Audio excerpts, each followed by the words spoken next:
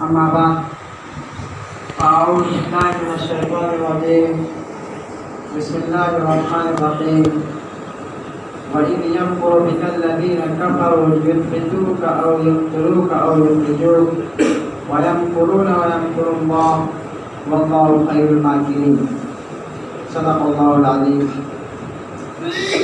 میرے محترم بزرگوں اور دوستوں، اللہ تبارک و تعالیٰ کا بہت بڑا شکر اور احسان ہے کہ جس اللہ تبارک و تعالیٰ نے ہم سب کے دلوں کو ایمان کے نور سے منور فرمایا، اور لاکھوں درود و سلام ہو اس نبی برحق پر جن کے صدقے طفیل میں ہم سب مسلمان ہیں۔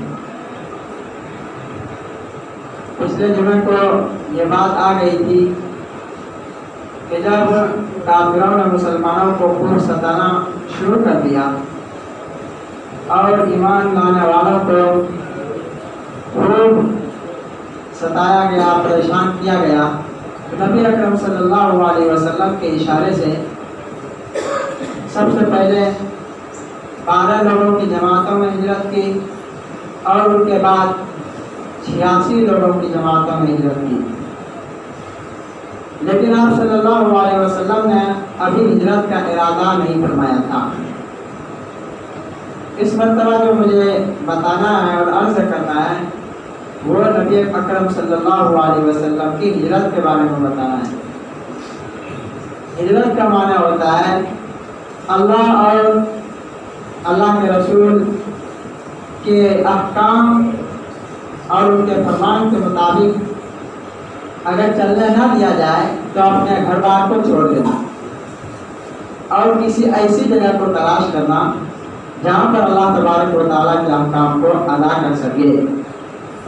نبی اکرم صلی اللہ علیہ وسلم جب مکے والوں سے نا امید ہو گئے تو آپ صلی اللہ علیہ وسلم نے اپنی بری خواہش ظاہر کی کہ ہمیں طائف جانا چاہیے، اور اس کے لیے آپ صلی اللہ علیہ وسلم طائف کی تشریف لے گئے۔ چنانچہ وہاں کے لوگوں نے جس بے دردی سے آپ صلی اللہ علیہ وسلم پر پتھروں کی بارش کی، وہ کتابوں میں اور ہمارے دلوں میں بالکل آج بھی اس کا درد لکھا ہوا ہے۔ آپ صلی اللہ علیہ وسلم وہاں سے تشریف لائے۔ آپ صلی اللہ علیہ وسلم بہت غمگین تھے اور اللہ تبارک و تعالیٰ سے آپ صلی اللہ علیہ وسلم نے دعا بھی کی کہ یا اللہ مجھے کن لوگوں کے سپرد کرتے ہو جو دین کی باتیں سننا نہیں چاہتے، جو اللہ اور ان کے رسول پر ایمان نہیں لاتے۔ اگر اللہ مجھ سے راضی ہے تو پھر کسی بات کا بھی مجھے غم نہیں ہے۔ چنانچہ اس تکلیف کی حالت میں جس طریقے سے اولا نبی اکرم صلی اللہ علیہ وسلم کو خواب کے ذریعے سے دکھایا جاتا تھا، اسی طریقے سے ہجرت کے موقع سے پہلے بھی آپ صلی اللہ علیہ وسلم کو خواب کے ذریعے ہجرت کی زمین دکھلائی گئی کہ خواب میں دکھایا گیا آپ صلی اللہ علیہ وسلم نخلستان کی طرف جا رہے ہیں، یعنی مدینہ کی طرف جا رہے ہیں۔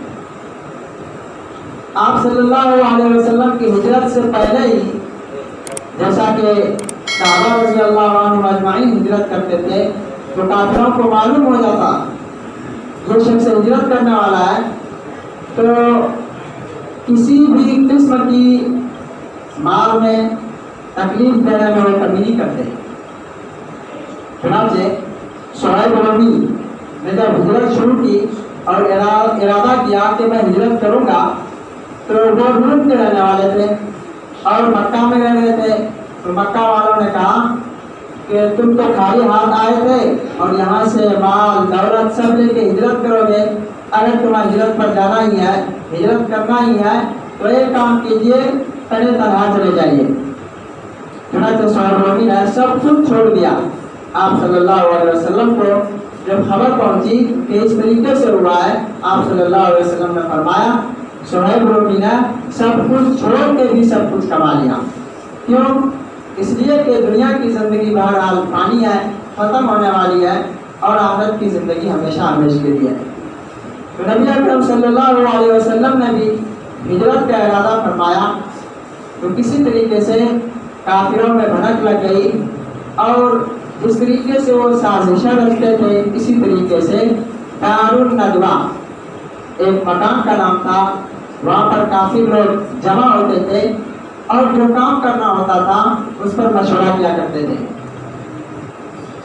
تو کافی لوگ جو ہے دار الندوہ پر جمع ہوئے اور وہاں پر یہ بات طے ہوئی کہ آپ صلی اللہ علیہ وسلم کو کس طریقے سے ختم کیا جائے، اس دنیا سے کس طریقے سے نمٹا دیا جائے، نعوذ باللہ۔ تو مشورہ ہوا، کسی نے مشورہ دیا کہ آپ صلی اللہ علیہ وسلم کو قید کر دیا جائے۔ تو کہا نہیں، یہ مشورہ قابل قبول نہیں ہے، اس لیے کہ اگر آپ صلی اللہ علیہ وسلم کو قید کر دیا جائے گا تو باقی جو ان کے ماننے والے لوگ ہیں وہ آپ صلی اللہ علیہ وسلم پر جان نچھاور کر دیں گے اور جنگ و جدال اور لڑائی کر کے آپ صلی اللہ علیہ وسلم کو ہم سے چھین لیں گے، لہٰذا یہ رائے قابل قبول نہیں ہے۔ ایک رائے آئی کہ آپ صلی اللہ علیہ وسلم کو جلا وطن کر دیا جائے، مکان بدر کر دیا جائے، دیش سے باہر نکال دیا جائے۔ اس رائے کو بھی قبول نہیں کیا، اس لیے کہ آپ صلی اللہ علیہ وسلم کی آواز میں وہ تاثیر تھی، آپ صلی اللہ علیہ وسلم کی زبان میں وہ تاثیر تھی کہ جہاں پر جاتے وہیں پر تمام لوگوں کے دل کو موہ لیتے تھے۔ اگر کہیں پر گئے خدا نہ خواستہ وہاں پر آپ صلی اللہ علیہ وسلم نے اپنی تقریر کے ذریعے سے اور اپنے کلام کے ذریعے سے لوگوں کو اپنا بنا لیا تو وہ ہم پر ہی ٹوٹ پڑیں گے، لہٰذا اس رائے کو بھی قبول نہیں کیا۔ اسی مجلس میں ایک بوڑھا شخص ہے، شیطان بھی بھیس بدل کے آیا ہوا تھا، وہی چاپلوسی کر رہا تھا، وہی باتیں بنا رہا تھا۔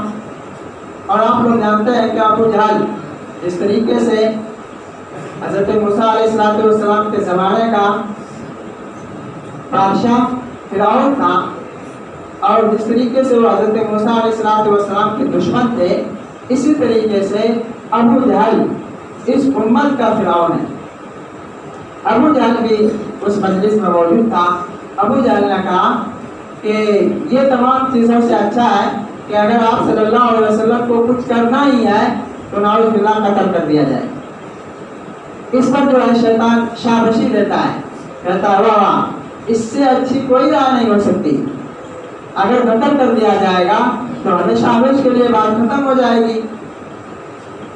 پھر ایک پٹی اور پڑھائی کہ قتل بھی کرے گا تو کوئی ایک آدمی نہیں کرے گا، کیونکہ بنی ہاشم لڑنے والے ہیں، طاقتور ہیں، وہ مار مار کے چمڑی ادھیڑ لیں گے، لہٰذا قتل بھی کریں گے تو ہر قبیلے میں سے ایک ایک فرد آ کے آپ صلی اللہ علیہ وسلم کے مکان کا چاروں طرف سے گھیرا کریں گے اور سب مل کر آپ صلی اللہ علیہ وسلم کو قتل کریں گے۔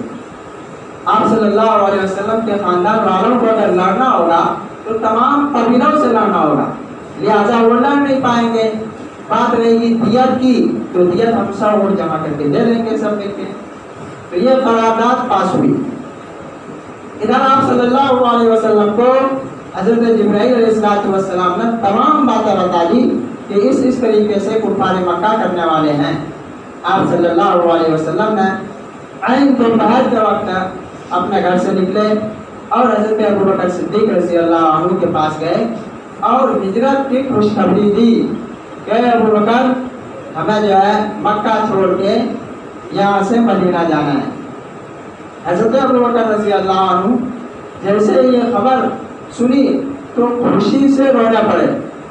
اما عائشہ رضی اللہ عنہ فرماتی ہیں کہ مجھے یہ تو معلوم تھا کہ لوگوں کو اگر تکلیف ہو، غم ہو، پریشانی ہو تو رویا جاتا ہے، آنکھوں سے آنسو بہایا جاتا ہے، لیکن یہ معلوم نہیں تھا کہ خوشی میں بھی رویا جاتا ہے۔ مجھے اسی دن معلوم ہوا جب حضرت ابوبکر صدیق رضی اللہ عنہ خوشی میں روئے۔ حضرت ابوبکر صدیق رضی اللہ عنہ اس سے پہلے بھی ہجرت کر چکے تھے، ان کو واپس لایا گیا تھا اور مدینہ جانے کی بھی خواہش کی تھی، لیکن آپ صلی اللہ علیہ وسلم نے حضرت ابوبکر رضی اللہ عنہ کو روکا تھا کہ دونوں ایک ہی ساتھ ہجرت کریں گے۔ چنانچہ یہ خبر سنی حضرت صدیق رضی اللہ عنہ بہت ہی زیادہ خوش ہوئے۔ حضرت ابو بکر صدیق رضی اللہ عنہ نے ہجرت کے لیے ہی 2 اونٹنیوں کو پال رکھا تھا، روزانہ ان کی پرورش کیا کرتے تھے، اچھی طریقے سے کھلاتے تھے پلاتے تھے اور ارادہ ہجرت کا تھا۔ چنانچہ جب رات ہوئی تو کفار مکہ جو ہے چاروں طرف سے آپ صلی اللہ علیہ وسلم کے گھر کو گھیر لیا اور سب کے ہاتھوں میں ننگی تلوار تھی کہ جیسے ہی رات کچھ گہری ہوگی آپ صلی اللہ علیہ وسلم ہجرت کی غرض سے گھر سے نکلیں گے اور ہم ایک دم آپ صلی اللہ علیہ وسلم پر وار کر کے اس دنیا سے نام و نشان مٹا دیں گے۔ اسی کو قرآن نے فرمایا ہے کہ ایک مکر کر رہا ہے، ایک جماعت مکر کر رہی ہے اس بات پر کہ آپ صلی اللہ علیہ وسلم کو قتل کریں گے، اور اللہ تبارک و تعالیٰ الگ سے تدبیر کر رہے ہیں، دیکھتے ہیں کس کی طاقت زیادہ ہے۔ چنانچہ آپ صلی اللہ علیہ وسلم جب ہجرت کی غرض سے گھر سے نکلنے لگے تو اپنے بستر پر حضرت علی رضی اللہ عنہ کو سلایا۔ کیوں سلایا؟ اس لیے سلایا کہ آپ صلی اللہ علیہ وسلم کی صداقت اور امانت کو دیکھیے۔ قرآن میں آیا ہے لَقَدْ كَانَ لَكُمْ فِي رَسُولِ اللَّهِ أُسْوَةٌ حَسَنَةٌ، کہ رسول اللہ صلی اللہ علیہ وسلم کی زندگی میں تمہارے لیے جو ہے اچھا نمونہ ہے۔ بہترین زندگی گزارنے کا اگر طریقہ تمہیں کہیں ملے گا تو نبی پاک صلی اللہ علیہ وسلم کی زندگی ہے۔ آپ بتائیے کہ جانی دشمن ہے، خون کا پیاسا ہے، ہر وقت تلوار لے کے آپ صلی اللہ علیہ وسلم کے پیچھے پڑے ہوئے ہیں کہ جب بھی موقع ملے قتل کر دیا جائے، لیکن امانت جب رکھنے کی باری آتی ہے تو آپ صلی اللہ علیہ وسلم کے ہاتھوں میں امانت سونپتے ہیں۔ بتائیے کیسا امین اور کیسا صادق ہے آپ صلی اللہ علیہ وسلم۔ اسی کو کہا جاتا ہے انسانیت۔ کیا ہم میں سے بھی ایسا کوئی نہیں بن سکتا؟ بن سکتا ہے، یقینی طور پہ بن سکتا ہے۔ ارادے کی کمی ہے، کرنے کی کمی ہے۔ آج بھی اس دنیا میں ایسے لوگ موجود ہیں جو دشمن ہوتے ہوئے بھی دوسروں کی امانتیں رکھتے ہیں اور بہترین طریقے سے ان کی حفاظت کرتے ہیں۔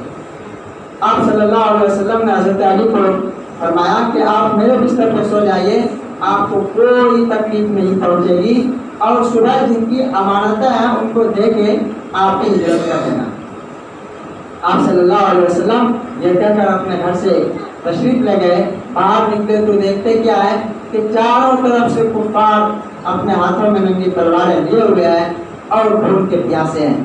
آپ صلی اللہ علیہ وسلم نے سورہ یاسین جو قرآن میں موجود ہے، سورہ یاسین پڑھتے ہوئے ایک مٹھی مٹی لی اور ان کافروں کے سامنے پھینکا، فَغَشَيْنَاهُمْ فَهُمْ لَا يُبْصِرُونَ، وہ سب کے سب ایسے ہو گئے جیسے اندھے، کچھ دیکھنا ہی نہیں لگے، انہیں کچھ پتا نہیں چلا کہ کیا ہو رہا ہے۔ آپ صلی اللہ علیہ وسلم وہاں سے آرام کے ساتھ بغیر چوچرا کیے اور بہترین طریقے سے نکل گئے۔ حضرت ابو بکر صدیق رضی اللہ عنہ کے گھر تشریف لے گئے اور وہاں سے پھر ہجرت شروع ہوئی۔ اسی طریقے سے آپ صلی اللہ علیہ وسلم غار ثور میں 3 دن رہے۔ ہجرت کے موقع پر آپ صلی اللہ علیہ وسلم نے ایک آدمی کو کرائے پر لیا تھا۔ وہ آدمی کافر تھا، ایمان والا نہیں تھا۔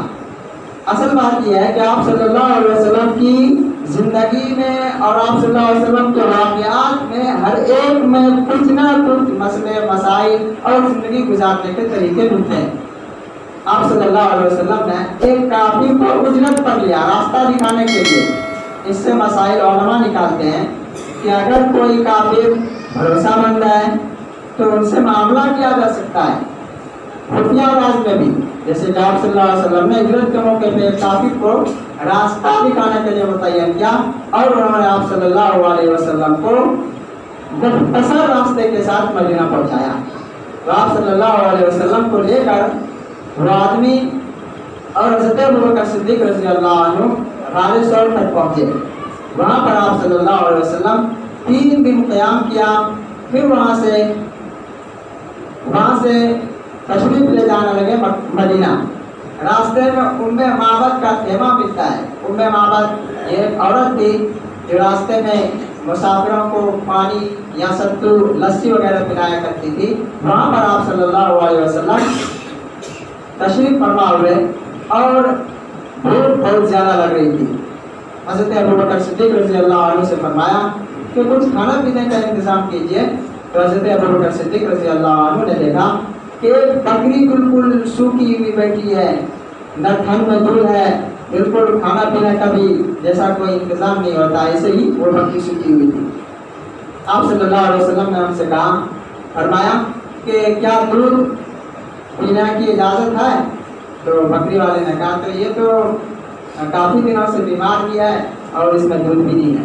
آپ صلی اللہ علیہ وسلم نے فرمایا کہ دودھ ہونا یا نہ ہونا وہ تمہارا کام نہیں ہے, صرف اجازت دینا تمہارا کام ہے. انہوں نے اجازت دی. آپ صلی اللہ علیہ وسلم نے اللہ کے نام لے کر بکری کے تھن پر ہاتھ پھیرا اور اتنا دودھ دعا کہ جتنے بھی ساتھی تھے تمام لوگوں نے سیر ہو کر خوب پیا, اور جب باقی پی کے جتنا بچا وہ بھی اتنا تھا جتنا شروع کیا تھا پینے کے وقت میں, یعنی جتنا دودھ ہوا تھا وہ تمام کے تمام رکھا ہوا بھی تھا اور پینے والوں نے چھٹ کر اور شیر ہو کر پیا بھی. جب ان کے شوہر آئے تو بتایا آپ صلی اللہ علیہ وسلم کے بارے میں کہ خوبصورت نوجوان تھے, بہت ہی علم و علم والے لگ رہے تھے. وہ تمام باتیں کتاب میں تفصیل کے ساتھ لکھی ہوئی ہیں. تو بعد میں دونوں جا کے مسلمان ہوتے ہیں اور اللہ کے نبی صلی اللہ علیہ وسلم پر اور اللہ پر ایمان لے آتے ہیں. یہ تھی ہجرت کا مختصر واقعہ. انشاءاللہ اور اگر موقع ملا تو بتائیں گے. وہاں